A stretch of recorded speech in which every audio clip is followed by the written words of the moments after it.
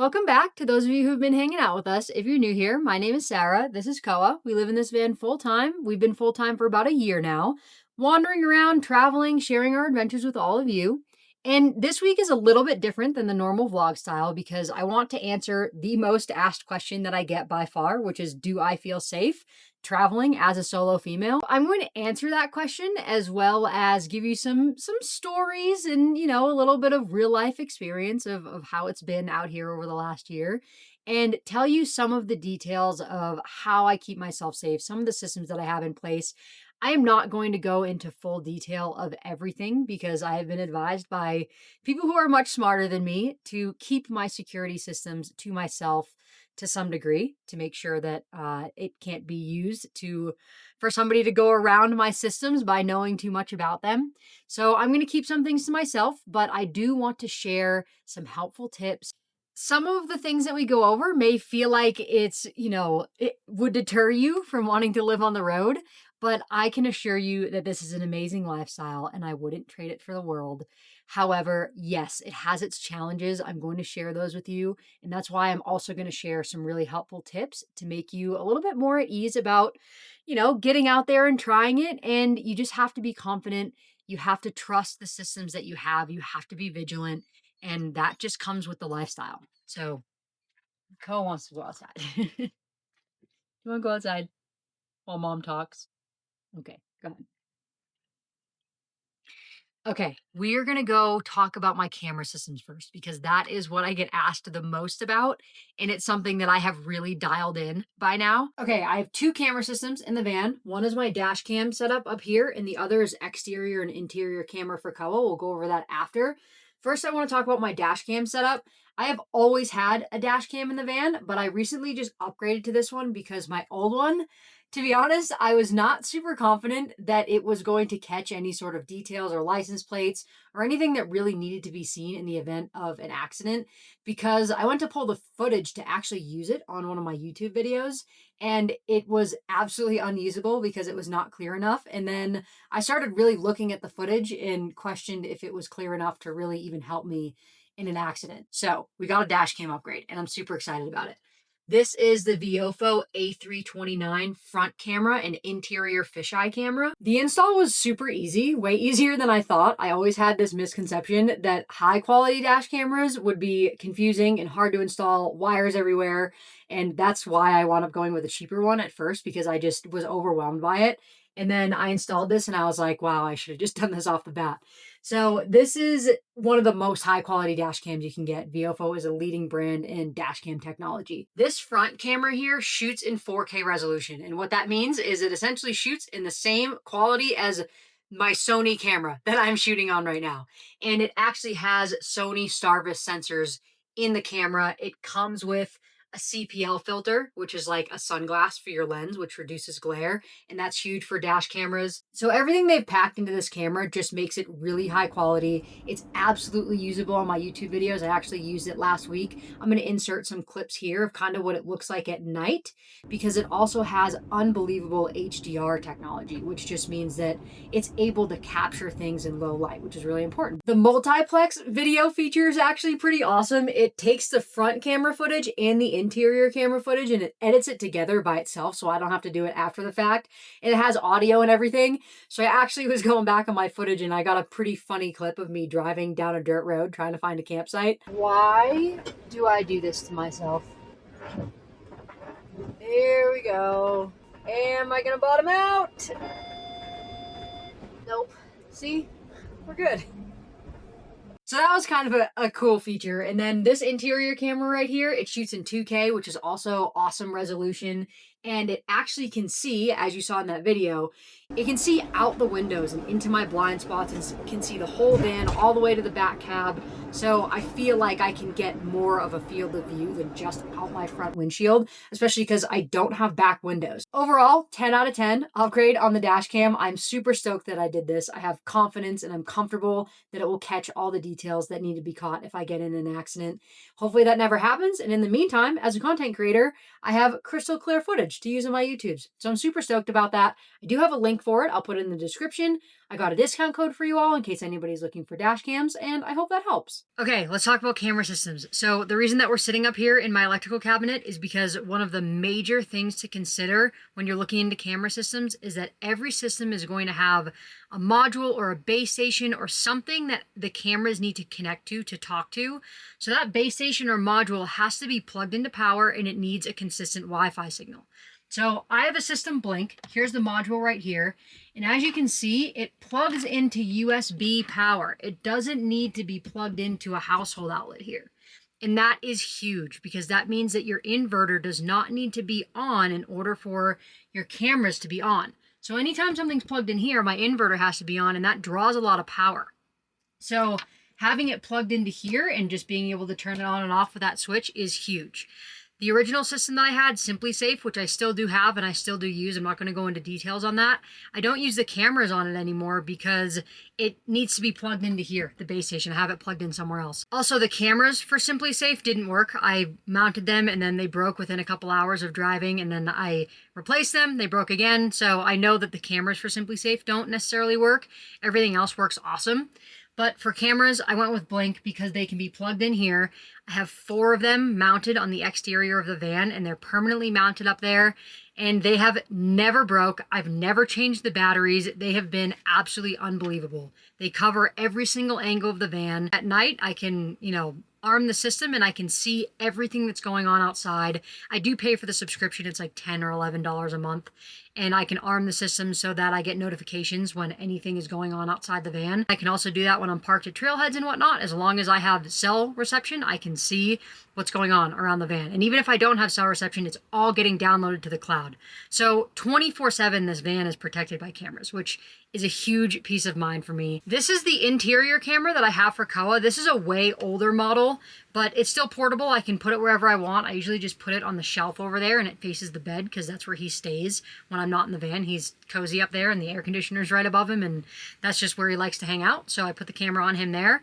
It has temperature sensing in it, so it sends me a notification if the temperature ever goes above what I set it to. It's never happened, but sometimes if I just have it sitting in the drawer, it'll send me the notification if it's really hot in the van. If I were to get the system again, I would just get an extra outdoor camera, because that system, the Outdoor 4, which is their new system, comes in like 4 and 5 packs. I would just get a 5-pack and use one of them on the interior. This is just an older model and I actually can't find it anymore. But the Outdoor 4 has the same capabilities. It's still portable. It still has temperature sensing, so I would just go with that. For Wi-Fi, I have Starlink Mini mounted on the roof. It is absolutely necessary for me.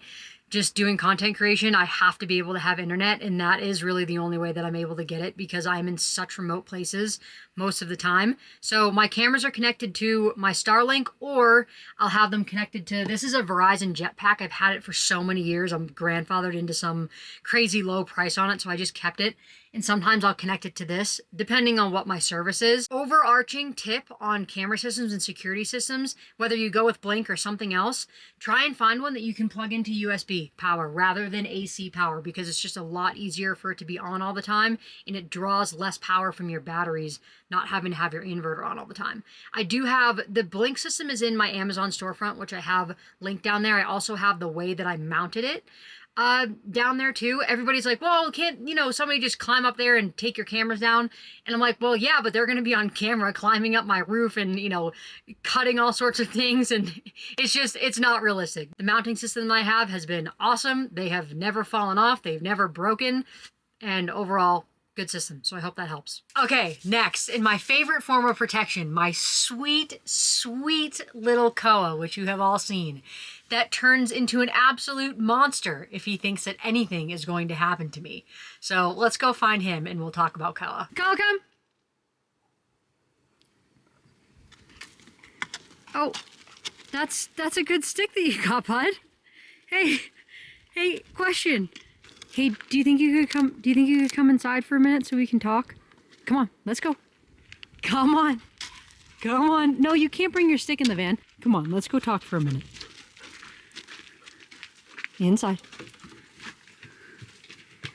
Maybe you could drink some water while you're here? So if I'm being honest, the real reason that I'm able to do this by myself is because of this dog. I do not think I could live this lifestyle without having a dog that is capable and willing to protect me. And Koa was not like that until he was about 2 years old. And everything clicked. It was almost like his life's purpose in an instant became to make sure that nothing ever happens to me. And since we've moved into the van, it has 10x that. And he has attuned it specifically to our lifestyle in the van. So his eyes and ears and the things that he sees and notices and feels when I feel off or kind of just whatever my energy is doing, he always knows. There's no other way to really describe it. And without getting into too much detail, he gets really mean. And I know none of you have ever seen that. I hope that you never do. But I have seen him be in a way before that has actually really scared me, which means that it definitely scared whoever he was doing it to.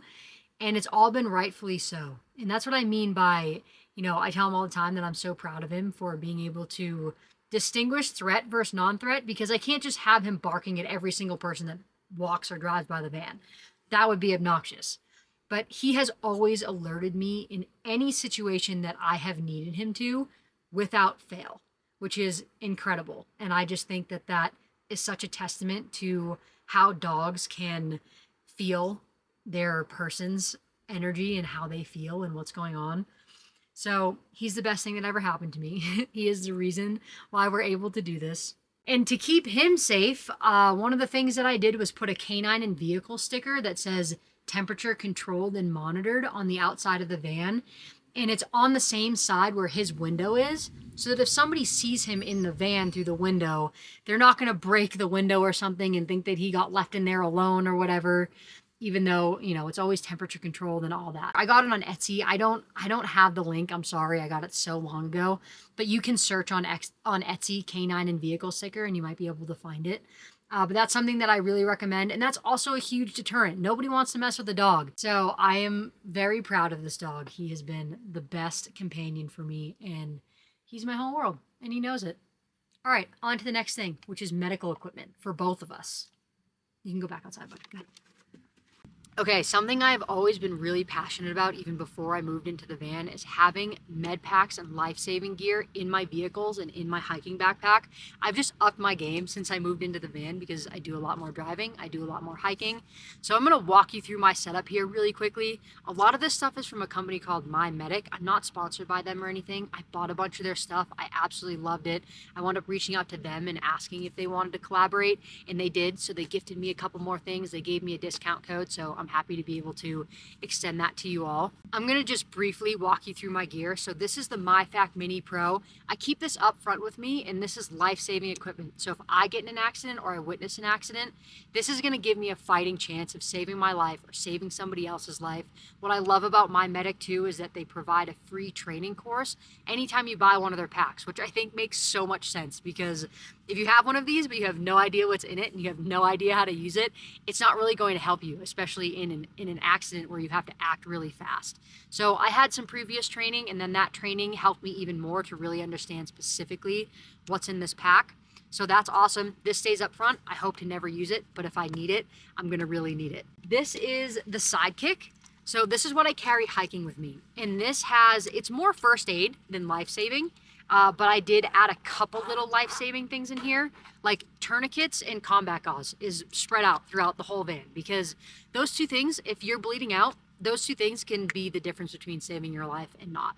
So I do carry tourniquets with me hiking, and then this pack is all the things that came in the Sidekick, plus I also got the Pet Medic and the Hiker Medic, and then I had things from my old pack, which is right here, that I all kind of customized to me and put into this pack. So this is what I hike with.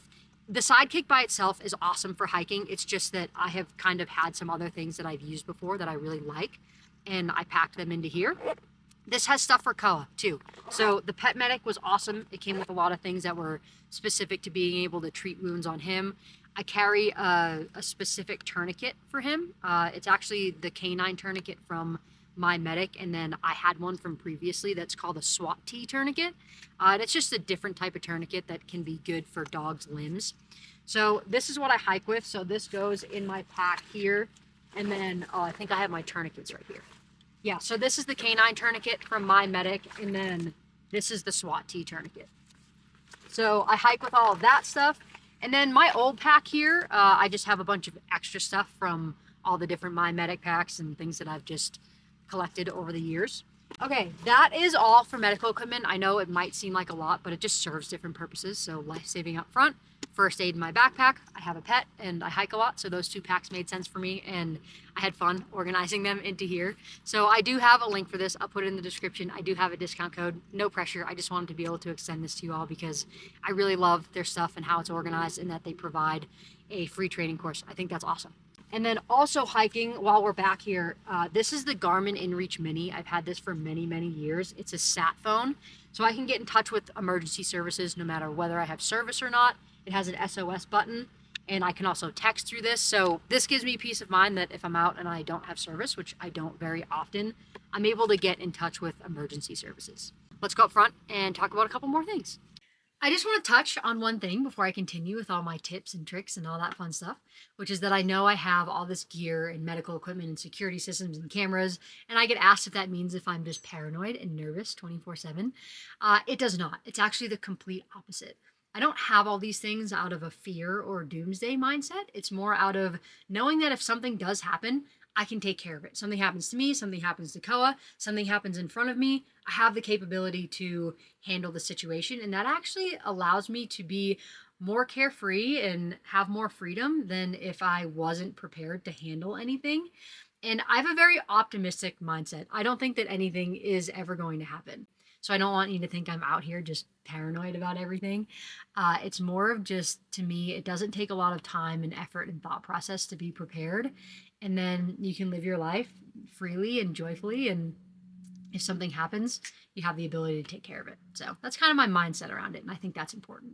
I want to share some experiences that I've had over the last year on the road that will help, hopefully, you avoid these things rather than having to go through them, because sometimes you just don't know what you don't know. I never was told or heard any of these things, and I just went off and did them, and I learned the hard way, which is totally fine. I'm still here. Again, I'm prepared and capable of taking care of myself, so I made it through all these situations. So number one, I don't get gas at night anymore. I've had, a couple situations where I felt really uncomfortable at gas stations at night. So I recommend just planning to get gas during the day, and big truck stops like Love's Travel Center, Flying J's, Pilot.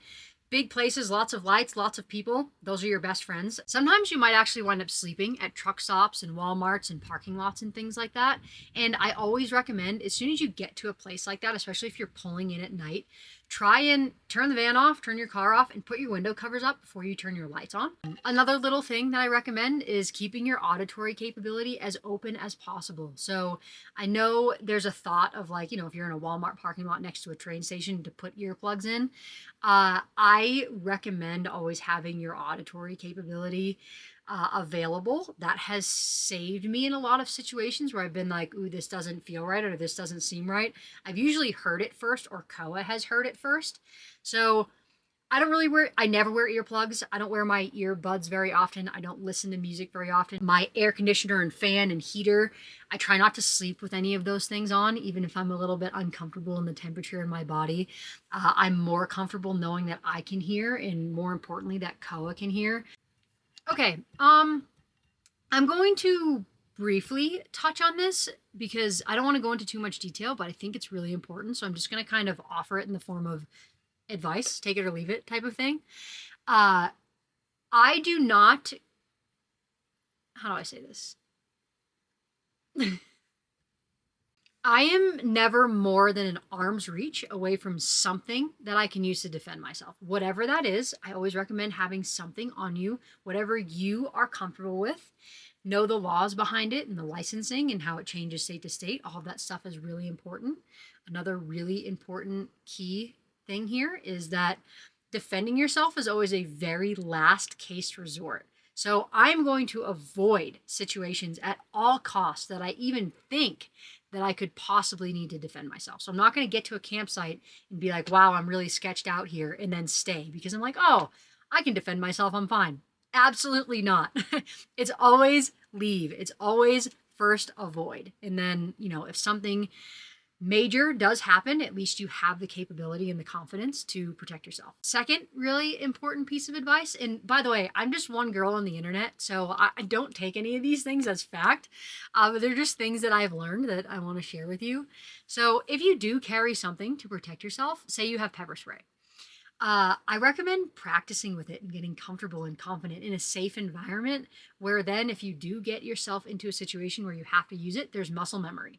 So if you've never, flipped open your pepper spray or grabbed it out of wherever you carry it and you have no idea how it sprays or how far it sprays, it's going to be really hard in a situation if you do have to use it to be able to use it comfortably if you've never done it before. That's something that I have done, and that gives me so much peace of mind that the muscle memory is there. And again, number one, avoidance. But if I am in a situation that I have to act, it's going to be stressful. So I want to be able to act quickly and not be fumbling because I've never, used the thing that I'm carrying. Okay, everybody's here for the stories, right? I'll tell you one story. I'll tell you one story of the scariest van life moment I've ever had. I don't tell you this story to scare you or deter you from living on the road. I just want to be realistic of things that can happen. And I'm going to tie in everything that we've talked about into this story because I do think that it really saved me in this situation. So I was in the middle of nowhere, Arizona, really desolate area. I was just on my way to somewhere else. And I needed to stop. I needed to find a place to sleep. So I was on my app, iOverlander, which is where I find places to sleep. People leave reviews, and they usually actually tell you how safe they felt there. So anyway, I found this spot. There were not many options, and it was a couple miles out onto a dirt road, but the reviews were fine. And I really did, like I said, I didn't have many options. So I drove out to this spot. And I got there and I was a little bit uncomfortable. There was, bullet casings and trash, and which is kind of normal. It was public land, by the way, Bureau of Land Management, BLM land. So anybody is allowed to be out there. So I was a little bit uncomfortable, but my gut wasn't screaming at me to leave, which has happened many times. I have gotten to campsites and immediately left and been like, nope, I'm not staying here. I will sleep on the side of the road. So I didn't feel that way in this situation. Unfortunately, I should have left when my gut was giving me a little bit of a kick, but it wasn't big enough and I stayed. But you live and you learn. These things happen. I try not to beat myself up about it. So I wound up staying, and it was about 9 o'clock at night. I was in the van. It was obviously pitch dark. All my window covers were up except for the window cover that's on my bed, just so that I could see what was going on. And Koa was still up on the bed with me. The location that I was in, just being so remote, and I was miles off of the main road, it wouldn't have really made sense for anybody to come down there, especially really late at night. Again, it's public land, so anybody can come down there anytime, but it just wouldn't really make sense. So I was hoping I wouldn't see anybody. And if a van or an RV had come down, it would have made a little bit of sense because there was, I think, 2 other campsites, but definitely nobody else. So sure enough, about 9 o'clock, I see headlights, and an important part of the story here is that here's the main dirt road, and I was on a little U-shaped campsite. So I had driven down, I had turned around, which, by the way, here's another tip. Try not to block yourself in, so I always try and face my van in the direction that I can leave. I don't want to block myself into a campsite. So in this situation, it was a U-shape, but it was one lane. And I turned so that my nose was facing to go back out onto the main road rather than further into the BLM. So anyway, I see headlights, and Koa starts barking immediately, ferociously, because anytime it's nighttime and we're in a location that he kind of knows it wouldn't make sense for anybody to be out there, he's on guard. So he was barking like crazy. It's a truck. It's just kind of an old beat up truck. It definitely was not a camper. They come by. I'm just put my window cover up. I was just peeking out, and they came by. They passed the first exit and they stopped, like right kind of parallel with the van, but up on the main road. Again, I'm down into my campsite, and they stopped. I don't know what they were doing. I just was kind of, staying calm, and I had actually Koa stop barking so that I could hear what was going on. And they kept going. So they passed the second exit of my campsite and they went down into the BLM land. 30 seconds later, they turn around, they come back, and they passed the first exit, passed the second exit, and they kept going back towards the main road. And I was like, oh, I'm good. Engine revs, they turn around, they come back, and they pulled down into my campsite and blocked me in nose to nose. So they were right in front of my van, high beams on, really loud Spanish music. Uh, my cameras, I had just driven through a dust storm. And normally they do not get blocked by just regular dirt roads, but I had driven through a dust storm and they were all blurred out, so I couldn't see anything. That was a bummer. I turned my heater off so I could hear as as well as possible, but they had music playing, so that was null and void. I have no idea what they were doing. I don't know if they had bad intentions. I'm not just going to go ahead and say that, but it just didn't make any sense for them to come down into my campsite and block me in. I was not on private land. I was definitely on public BLM land. It was a one-person campsite. It just didn't make any sense. So yeah, I was absolutely terrified. There was nothing that I could do. All my window covers were up. The van was locked. I had Koa with me on the bed. He was barking. I let him just go. So he was barking like crazy. I had everything I needed to protect myself, within an arm's reach, and I just had to wait it out. And I was hoping that, I have visible cameras on the outside of the van. We've talked about that. I have the canine and vehicle sticker, which they definitely saw when they pulled in because it was facing them. And yeah, I don't know. I don't know what they were up to, but I was absolutely horrified. And I just waited. And after about 5 minutes, they wound up backing out and leaving out back towards the main road. And yeah, it was all good. I cried and cried and cried. And then as soon as they got away, I wound up leaving and driving 45 minutes back in the direction that I was not going to sleep in a Walmart parking lot.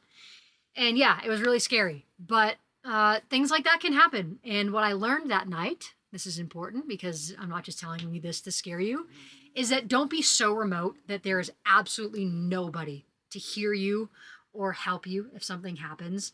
And don't be so remote in the middle of nowhere, Arizona, in drug trafficking areas. It wasn't a good decision on my part. I would have liked to think that I'm, just safe on public land regardless, but the location was just not good. So yeah, that was definitely my scariest moment, but you live and you learn. I'm only human. I will avoid those situations in the future, and I'm extending it to you so that you can avoid it right off the bat. And I want to get into the original question, which is, do I feel safe out here as a solo female? And what is that experience like kind of internally? And I'll be honest with you, I'll give you both sides of the spectrum. One, I'm out here by choice. I love being able to travel and hike all over. And most of the time, I'm finding absolutely beautiful campsites. I get to be with my dog all the time, which I absolutely love. And I'm really enjoying exploring, doing content creating and making videos and talking to you all and building a community. So I'm doing this by choice and I absolutely love it. Now, the flip side to that. Do I feel safe all the time? Absolutely not. I definitely am. My nervous system is more keyed up and on, and I'm more vigilant than I ever have had to be in other living situations. And that just comes with the lifestyle. So I don't sleep as well in the van. And that's just me. That's not saying that if you move into a van, you're not going to sleep as well. Just personally, I don't sleep as well out on the road as I do. Like if I get to crash in an Airbnb or a hotel for the night, I sleep like a baby. So that's just a thing. I don't sleep as well. Sometimes the challenge of finding places to sleep every night, whether they're safe, not safe, a little bit in between, can be really exhausting. That is my biggest challenge personally, is sometimes if I go through a string of having a really hard time finding places to sleep, I get absolutely exhausted. And that's just not a thing when you live in an apartment or a house. You just go to the same bed every night and you're good to go. My point is that it can be challenging, and I just want to be realistic about that. Finding places to sleep is probably the number one. And then you do have to always think about how much power you have, how much water you have, how far away you are from a grocery store. You go to find a campsite and all of a sudden you can't make it down that dirt road. You have to turn around, or the campsites are full. Or there's just a lot going on. It's a really busy lifestyle that seems like it never settles. And that's also the beauty of it, because everything is so new. You're having new experiences. You're getting to problem solve. So it's amazing. As long as the pros outweigh the cons for you, then you're good to go. Right now, for me, the pros are outweighing the cons, and I'm really enjoying it. It's not like I'm paranoid or nervous 24/7. It's just, it's a natural uptick in having to be vigilant rather than just, when I lived in a house or an apartment, it just felt safer because I was around people that I know and everything was comfortable, and you get my point. It's not a negative. It's just kind of a reality. So anyway, that's actually all for this week. And next week is going to be a really fun video. I'm really excited about where I'm going. I'm not going to tell you where I'm going because I haven't gotten there yet. I'm going to be there all week. And the vlog is going to be awesome. I'm really excited to share it with you all. It's going to be a big one. And I've been talking to the camera for about 8 hours over the last 2 days to try and film this. So my brain is not working anymore. And I think it's time to move on. I hope that that video was helpful as well as informative for those of you who are getting on the road. If you weren't thinking about any of that and you just sat through it to hear me talk, thank you. I appreciate you. You guys have been amazing. Thank you for liking and commenting and engaging with my platform. It's getting pushed out. I'm going to be able to continue to do this, which is awesome. And that is all thanks to you. So I really appreciate you guys, and we'll see you next week for a really fun vlog.